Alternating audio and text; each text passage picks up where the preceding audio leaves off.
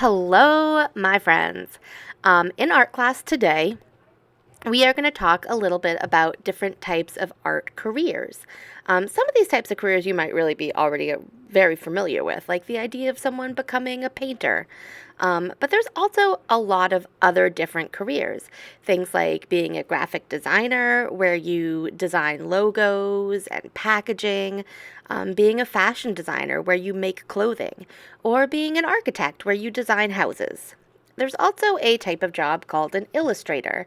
An illustrator is someone who usually uses either traditional media, so like that top picture of like colored pencils and watercolor paint and pastels, or they can use digital media, so like a drawing tablet. And they do things like illustrate children's books. Um, so these are probably some kind of familiar children's books to you. So Eric Carle is a really famous children's book illustrator. He helps to tell stories using pictures. The little bunny there is a Beatrix Potter. It's a Benjamin bunny, maybe. The pictures tell the story just like the words tell the story. There is being a medical illustrator. So you might be wondering why you wouldn't just take a photograph of someone's muscles or of someone's brain. Why would a drawing be better to communicate or to explain how a brain works and what a brain looks like? And one of the kind of easy answers is that think about what a really old photograph looks like a photograph from like the Civil War era, and think about how different it is to photographs today. You could much more easily show what something was and how it worked with a drawing over a photograph. There's a type of job called a courtroom illustrator. So up until like fairly recently, cameras were not actually allowed into courtrooms. One reason is because especially when there's kind of like a like a high profile case, like if you think about like one of these drawings is from when Lindsay Lohan went to court. Who she's like an actress. So when there's a bunch of photographers, so, the cameras make noise and they can be really distracting and they can just add an element that's not really, really very respectful or very appropriate for a courtroom. So courtroom illustration has been kind of a way to show and document and explain what's happening inside a courtroom without there needing to be cameras. And we have technical illustrations, which are things that you might find in like how-to manuals, like when you buy a new refrigerator, how to hook up parts to it. There's oftentimes illustrations rather than photographs and those kind of like instructional booklets. So that's a job that someone can have. And there's botanical illustrations. Sometimes these are done for scientific purposes, and there's lots of different types of scientific illustrators who are showing and explaining how something works. It's kind of like like a children's book illustrator is telling a story, a fiction story, and a scientific illustrator is telling like a nonfiction, explaining how something really is. And then there's what we're going to focus on today, which is food illustration. So this is a pretty interesting job to me. I don't think I'm gonna quit my job anytime soon to to pursue being an illustrator. But I think if I had gone down the road of like artist rather than teacher, that would have been something that would have been interesting to me. So food illustrators, the types of jobs that they might have are things like illustrating cookbooks, doing illustrations for food magazines, or newspapers, and then designing packaging. So graphic artists would also do things like design packaging, but they would focus on more like the logo or like the typeface that's used, whereas the food illustrator, like in the little like cottage cheese package that you see there, is drawing the food, and making it look appealing to making an image that gives the person who's viewing it a happy response.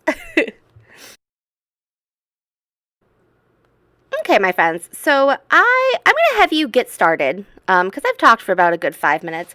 I might come back a little bit at the end and show you some examples of food illustration. But I would love it if you have not already. Find yourself a piece of paper. It can be any type of paper. A pencil to start with would be wonderful, and then it's up to you what else you use. You could leave your drawing black and white, or you could add color. It is up to you, my friend. So I have here for you 3 different kind of like how-to draws of some different fruits. So this one is an apple. So we've been talking a lot lately about how to draw something using a basic shape. So think about this. Look at the 4 apple, the last step of the apple. Is it a circle?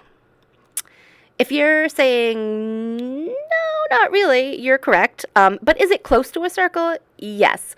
So what you're doing is you're kind of starting with that basic shape, getting the proportion, how big something is compared to something else, correct, and then looking closer at what you're drawing. Same thing with the strawberry, right? Strawberry is kind of a weird shape. They've chosen to use 3 little circles to show the strawberry. You could have also started with a triangle. But is it a perfect triangle? Does it really come to a point? Not really. So you would start with your basic shape, so the circles or a triangle, and then go back and look closer. Using the basic shapes just helps you to get the proportion correct, helps you to plan out your composition, and then you still have a lot of work to do in going in and looking closely at something, looking where it gets smaller, where it gets bigger, where where the texture changes, where the color changes. All of that stuff you still have to do. But starting with those basic shapes is just, it's how most artists learn to draw things. Okay, so I think, so if you would like to use any of those like how to draws to draw a food item, that's wonderful. Reminder that to pause a YouTube video, usually you just hit the space bar. If you need help pausing your YouTube video, ask your sister, brother, mother, uncle, aunt, grandmother, grandfather, babysitter, whoever you're with today. Ask them to help you pause it if you could not figure it out. And I'm going to include at the end here some different food illustrations that I really like and that I find kind of inspiring. There's one particular artist who I really enjoy her work. She has like a YouTube channel, so I've watched a lot of her videos about like the types of art materials that she uses. She uses a lot of watercolors, and I really enjoy watercolors. I think she has a pretty fun-looking job, and I really like the way her artwork looks. So I'm going to put some of those images here. You can draw the apple or the strawberry or the pear, or alternatively, you can draw whatever type of food that you want. You could pretend that you're a food illustrator and a magazine or a cookbook, right? So think about if there's a recipe that your mom cooks maybe, or your dad cooks, or your grandmother cooks that's really special to you, and pretend like that recipe is going into a cookbook and someone wants you to draw a picture of it. So think about the basic shapes that would be in that food. Like if it's a sandwich, right? Like what shape is the whole sandwich? Is it kind of a square? Is it kind of an oval? If it's a dessert, like a scoop has a scoop of ice cream, right? What kind of shape is a scoop of ice cream? You can use your memory, or you could try and get your parent to help you Google that food item. Like if it's chocolate cake, you could Google chocolate cake. But ask your parents before you just go Googling things. So you could either draw one of the things that I have shown you, or you could draw something from your own brain. Or you could look at one of the images I have put in from other people's food illustrations, and you could draw one of those. So it's a pretty open-ended assignment. I would love it. So like the last kind of piece to this, right? Usually in art, there's a doing piece. So you're making something physically with your hands. And then there's also kind of a thinking piece that goes along with it. So the thinking about it part of this lesson is I would love it if you would just think about why, say, a cookbook would want to have a illustration of a food instead of having a photograph of a food. A lot of cookbooks do have photographs, so sometimes people choose photographs instead. But why do you think sometimes we use an illustration instead of a photograph? And then any of those other types of illustrators too, right? Why do children's books have pictures that are drawn by an artist rather than just having a photograph of a cat if it's a story about a cat? Why do